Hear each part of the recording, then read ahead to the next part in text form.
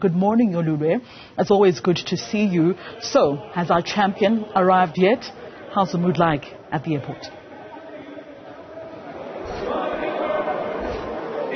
Well, a very good morning to you in studio, Rachel, as well as to the viewers at home. Of course, like you said, you are right here at the OR Tambo International Airport here in Ekurhuleni, where we're expected to see our champion any minute now. Rachel, now I'll tell you what, before I came on air, I took my mouth guard out and I removed my gloves as well. But I'll tell you what, I did not at any point let my guard down, because I understand, Rachel, that a man with a lethal punch, a lethal knee, is on South African soil, so I had to be prepared for that. But the man that I'm talking about, in case others haven't really caught on to my drift, it is of course the history maker, Dricus Du Plessis. Of course, over the weekend he made South Africans proud by becoming the first South African to hold a UFC title, the middleweight title, that is of course, but not only South Africans, because it is a special feat for everybody that is on the continent, Rachel. He is the first African-born, bred and trained athlete to have a UFC title. He did that, got that impressive feat by beating American Sean Strickland via unanimous decision. As you said, Rachel, on Sunday morning, a lot of South African supporters woke up to watch that particular fight, and because of that, we're going to go straight to them now to get the sense of that anticipation that they are feeling for the champion. Let me go straight to a group of gentlemen that's been waiting for a long time to speak to us. Good morning, gentlemen. Thank you so much for your patience. I know you've been waiting for a long time to tell us about this particular moment. Let's speak about Dricus Du Plessis and what he has achieved. What does what he has achieved mean to you guys? I think it's history made. It's history in the books. First South African UFC champion in the world. I mean, that's massive. And yeah, I've been a follower from him since the day of his UFC days, KSW days. So I'm a huge fan, and I'm super proud of him. What is it about mixed martial arts that makes you want to follow the sport, especially because a huge section of South Africa always looks at the more prominent sports, the ball-playing sports. But why did you choose to follow mixed martial arts? Mixed martial arts is a physical sport, and as I'm a rugby player, I like being physical.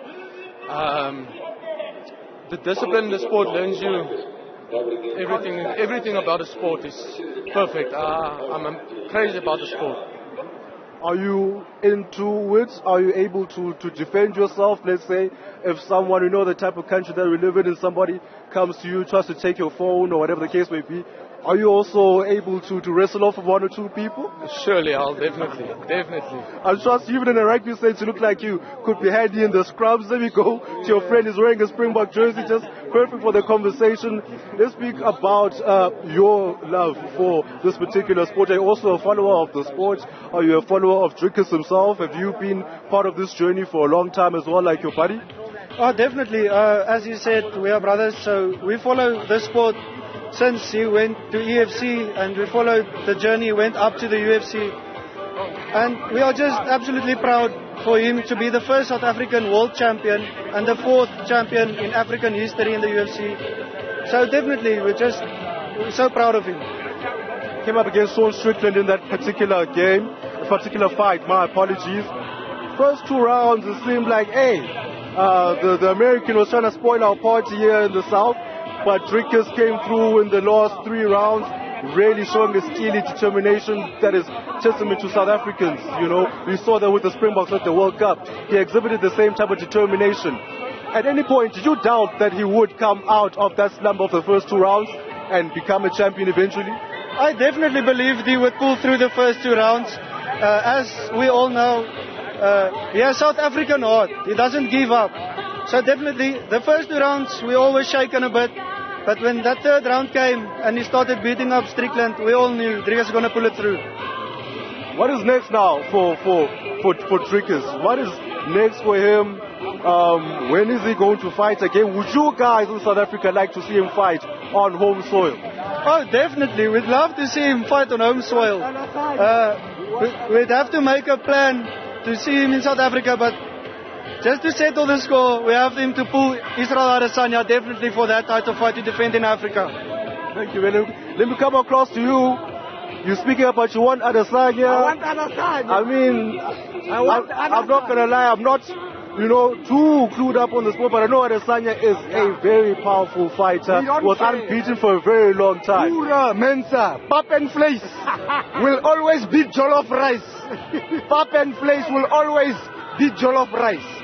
And I've seen Adesanya is speaking about he's ready to go if that particular fight does take place. Would you like to see that fight? I know Adesanya also has African roots, Nigerian, even though he trains and he lives in New Zealand, right? But would you like to see that particular fight of two African people Rumble in the jungle. Rumble in the jungle level of a fight in the UFC. We will fill up Loftus Stadium.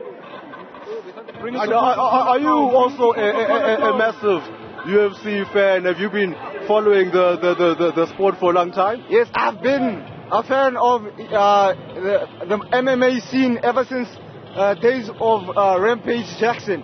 My father brought me up into liking the sport so that he taught me how to be able to be confident in myself and be able to defend myself. So yes, I've always been a fan, and I've always been a fan of Dricus. And are you teaching the young ones? I see you've got two young ones, they're proud South Africans with the flag. Are you making sure that they also have the same type of abilities to defend themselves? How important is that? Yes, because where we are from, we come from Qhoshe, a very dangerous township in the West Rand. And from a very young age, I've always taught them that they should always protect each other as brothers. They also have sisters, so I've always told them, please,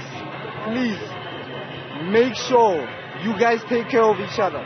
So I've always taught them MMA and also boxing, and this is going to be a future UFC champion.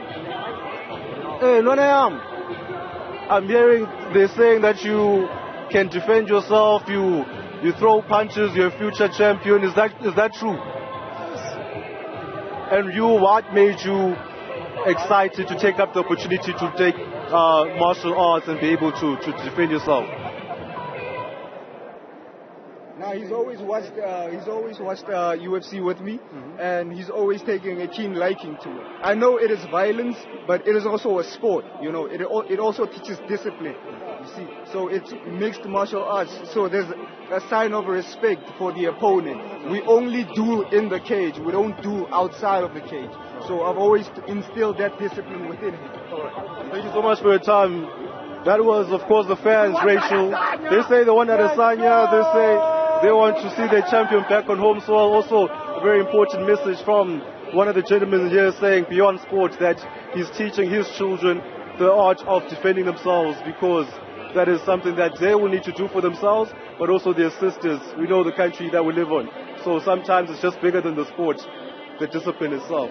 Back to your studio, Rachel. Thank you so much, Yolulwe Qhoshe, out there at the OR Tambo International Airport for us, waiting for Dricus Du Plessis to officially touch down on South African soil.